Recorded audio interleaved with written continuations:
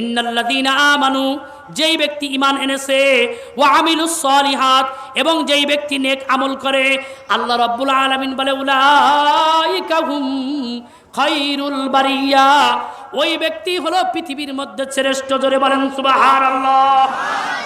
ও দুনিয়ার মানুষ, আল্লাহর কসম দিয়ে বলি, আজকের থেকে 5 ওয়াক্ত নামাজ পড়তে হবে। কে কে রাজি আছি? হাত তোলেন। আজকের থেকে রোজা রাখতে হবে, আজকের থেকে যাকাত দিতে হবে, আজকের থেকে বিবিকে পর্দায় রাখতে হবে। হাত নামান। এটা হলো আল্লাহর বিধান। 2 নম্বরে হাত তোলেন, 2 নম্বরে হাত তোলেন। আজকের থেকে দাড়ি ছাটা বন্ধ দিতে হবে, দাড়ি রাখতে হবে। পারবেন ইনশাল্লাহ?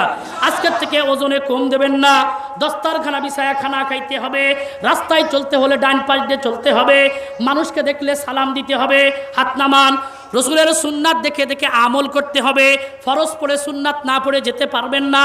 ফরজ পড়বেন, সুন্নাত পড়বেন, রসুলের সুন্নাতগুলো মেনে চলবেন। দাড়ি রাখবেন, টুপি পরবেন, পাঞ্জাবি পরবেন, সুন্নাত তরিকায় চলবেন। এই আমলগুলো শুরু করে দেন। আল্লাহর কসম দিয়ে বলি, আল্লাহর পক্ষ থেকে রহমত আসবে। কথা বলেন ঠিক কিনা? আল্লাহ রাব্বুল আলামিন বলে, এই সমস্ত কাজ হলো মুসলমানদের। আল্লাহ বলে, জাযাউহুম ইনদা রাব্বিহিম জান্নাতু আদনিন তাজরি মিন তাহতিহাল আনহার। আল্লাহ বলেন, যে ঈমান এনেছে, যে নেক আমল করেছে, ওই ব্যক্তির জন্য আমি রব্বুল আলামিনের পক্ষ থেকে বিশাল একটা পুরস্কার। জোরে বলেন সুবহানাল্লাহ। যারা ঈমান আনবে না, যারা রসুলের কথা মানবে না, যারা রসুলের তরিকা মতো চলবে না, তাদের জন্য রয়েছে, আল্লাহ বলে তাদের জন্য রয়েছে কি? তোমরা কি জানো? আল্লাহ বলেন তাদের জন্য রয়েছে, ইন্নাল্লাযীনা কাফারু মিন আহলিল কিতাবি ওয়াল মুশরিকিনা ফি নারি জাহান্নামা খালিদিনা ফিহা উলাইকা হুম শাররুল বারিয়া। যারা ইসলাম মানে নাই, যারা কোরআন মানে নাই, যারা দ্বীন মানে নাই, যারা রসুলের তরিকা মানে নাই, যারা ইসলামের দিন মানে নাই, রসুলের তরিকার বাইরে যারা চলছে, এরা হলো সৃষ্টির মধ্যে নিকৃষ্ট। জোরে বলেন কি? নিকৃষ্ট।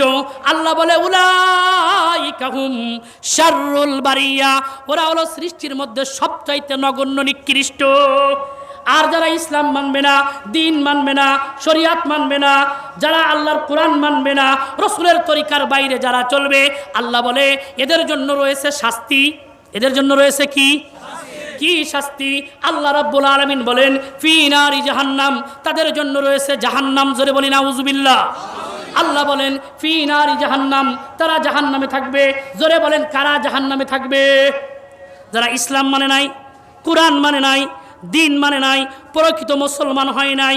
উদখুলু ফিস সিলমি কাফা, যারা ইসলামের মধ্যে পুরোপুরি প্রবেশ করে নাই, অর্ধেক প্রবেশ করছে, ফজর পড়ে, জোহর পড়ে না, আসর পড়ে, মাগরিব পড়ে না, বিবিকে পর্দায় রাখে না, সুদ খায়, ঘুষ খায়, জিনা করে, ব্যভিচার করে, এই সমস্ত আমল যার মধ্যে থাকবে, এরা হবে জাহান্নামী।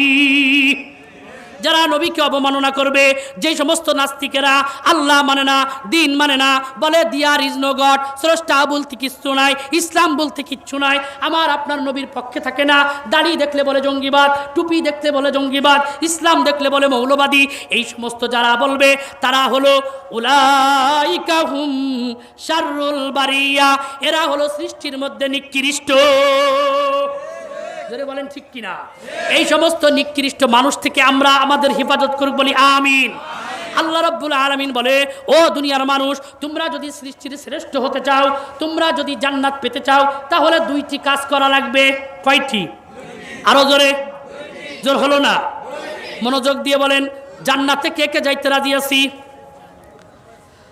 হাত নামান। জান্নাতে যাইতে হলে 2টি কাজ করা লাগবে। কয়টি কাজ? 1 নাম্বার হলো কোরআন। জোরে বলেন কি? 2 নাম্বার হলো রসুলের সুন্নাত। 2 নাম্বার হলো রসুলের সুন্নাত। খ শাখাই হলো 1 নাম্বার হলো ঈমান। জোরে বলেন 1 নাম্বারে কি? 2 নাম্বার হলো আমল। 2 নাম্বারে কি? ও বন্ধু, কোরআন মানতে হবে, রসুলের সুন্নাত মানতে হবে, ঈমান আনতে হবে, আমল করতে হবে। যার মধ্যে ঈমান আছে তার দিল জিন্দা, যার মধ্যে ঈমান নাই তার দিল মুর্দা। যেই ব্যক্তি ঈমান আনছে, নেক আমল করছে, কুরআন ধরছে, সুন্নাত ধরছে, রাসূলের তরিকা ধরছে, বামপন্থী ধরে নাই, মাজারে যায় নাই, দরগায় যায় নাই, মাজারে সিজদা দেয় নাই, মাজারে মান্নত মানে নাই, কালুর দরগারে যায় নাই, ফকিরের দরগারে যায় নাই, শুধু আল্লাহর কাছে বলে, ও আল্লাহ তুমি খাওয়াও, ও আল্লাহ তুমি রিজিক দাতা, ও আল্লাহ তুমি স্রষ্টা, ও আল্লাহ তুমি পালনকর্তা। আল্লাহ রাব্বুল আলামিন বলেন এই আমল যার মধ্যে থাকবে তাদের দুনিয়াতে কোনো চিন্তা নাই। এই আমল যারা করবে আল্লাহ রাব্বুল আলামিন বলেন ইন্নাল্লাযীনা আমানু, নিশ্চয়ই যারা ঈমান এনেছে, ওয়া আমিলুস সলিহাত, এবং যারা নেক আমল করে, আল্লাহ বলেন তাদের জন্য রয়েছে মহা পুরস্কার। সেই পুরস্কারটার নাম কি? আল্লাহ বলে জান্নাতুন তাজরি মিন তাহতিহাল আনহার। সেই পুরস্কারটার নাম হলো জান্নাত মিন তাহতিহাল আনহার। যেই জান্নাতের তলদেশে রয়েছে নদী, যেই জান্নাতের তলদেশে রয়েছে সমুদ্র। বলে কেমন নদী? যেই নদীর মধ্যে শরাব থাকবে। আল্লাহ রাব্বুল আলামিন বলে ও দুনিয়ার বান্দারা, ঈমান আনো, নেক আমল করো, কুরআন ধরো, ইসলাম ধরো, সুন্নাত তরিকায় মতো চলো। আল্লাহ বলেন এই আমলগুলো যার মধ্যে থাকবে সেই ব্যক্তিকে আমি আল্লাহ এমন জান্নাত দেব, জান্নাতুল ফিরদাউসি নুজুলা খালিদিনা ফিহা আবাদা। আল্লাহ বলে এমন জান্নাত দেব যেই জান্নাত হলো ফিরদাউস। জান্নাতের মধ্যে সবচাইতে বড় জান্নাত, এই জান্নাতের নাম হলো জান্নাতুল ফিরদাউস। আল্লাহ বলে কয়দিন ওই জান্নাতে থাকবা ভালো করিয়া শুনিয়া রাখো। 1 বছর না, 1 সাল না, 1 মাস না, 1 সপ্তাহ নাই। আমার আল্লাহ বলে জান্নাতুন তাজরি মিন তাহতি আল আনহার, জান্নাতুল ফিরদাউস, জান্নাতুল ফিরদাউস খালিদিনা ফিহা আবাদা। অনন্তকাল, অনন্তকাল তোমরা জান্নাতে থাকবা। জান্নাতের মধ্যে কি থাকবে? কিসের মধ্যে থাকবা? আমার রব্বুল আলামিন বলে জান্নাতের মধ্যে থাকবে তোমাদের জন্য অনেক অনেক নিয়ামত। জোরে কোন সুবহানাল্লাহ। আল্লাহ বলে কেমন নিয়ামত? হুম, সূরা ইয়াসিন, হুম ওয়া আজওয়াজুহুম ফি যিলালিন আলাল আরাইকি মুত্তাকিউন। সেই জান্নাতে তোমার একা থাকা লাগবে না। সেই জান্নাতের মধ্যে তোমার সাথে থাকবে তোমার স্ত্রী, সেই জান্নাতের মধ্যে থাকবে তোমার সঙ্গী, সেই জান্নাতের মধ্যে থাকবে তোমার সাথী। কেমন সাথী? দুনিয়ার সাথী নয়, দুনিয়ার মানুষ নয়, এই রকম চেহারা নয়। জান্নাতের মধ্যে রব্বুল আলামিন তোমার পাশে যাকে বসায়া দিবে তার নাম হলো আইনাহুর। এই আইনাহুর নিয়া তুমি জান্নাতের বাগানের মধ্যে বসে থাকবা। জোরে কোন সুবহানাল্লাহ। এমন বাগান দুনিয়ার বাগান নয়, এমন পার্ক দুনিয়ার পার্ক নয়, এমন জায়গা দুনিয়ার কোথাও নয়। জান্নাতের ফুলের বাগানের মধ্যে একা বসে নয়। আল্লাহ রাব্বুল আলামিন বলেন লাহুম ফিহা ফাকিহাতু ওয়া লাহুম মা ইয়াদাউন। তারা স্বামী স্ত্রী, প্রেমিক প্রেমিকা সবাই মিলে এই জান্নাতের বেঞ্চের মধ্যে হেলান দিয়ে বসে থাকবে।